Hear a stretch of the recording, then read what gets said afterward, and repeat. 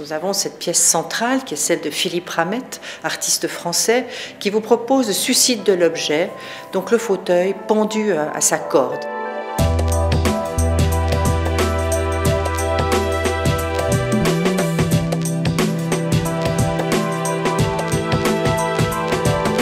Le titre de l'expo s'appelle Destroy Design. C'est pas qu'on veut détruire le design, mais en détruisant quelque chose, on peut construire autre chose. Lotava, par exemple, qui rassemble des objets qu'il trouve, il les met ensemble, qui recrée une certaine beauté. Donc le design et la création se trouvent dans tous les objets, je pense, qui nous entourent.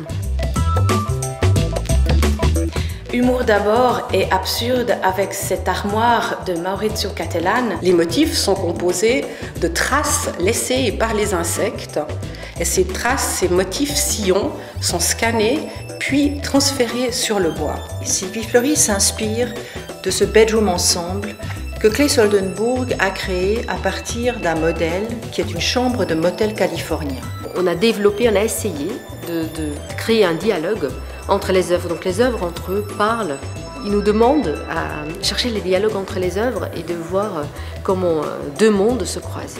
La commode de Theo Remy, le designer hollandais, qui lui a imaginé un concept général pour sa commode, c'est-à-dire qu'elle serait fabriquée à partir de tiroirs recyclés.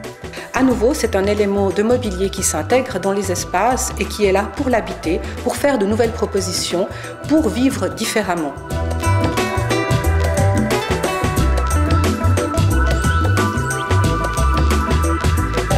C'est une invitation à tout le monde. Pour les artistes contemporains, c'est une manière de voir autrement l'art contemporain. Pour les designers, de s'inspirer du monde de l'art contemporain. On parle dans les deux cas des créateurs.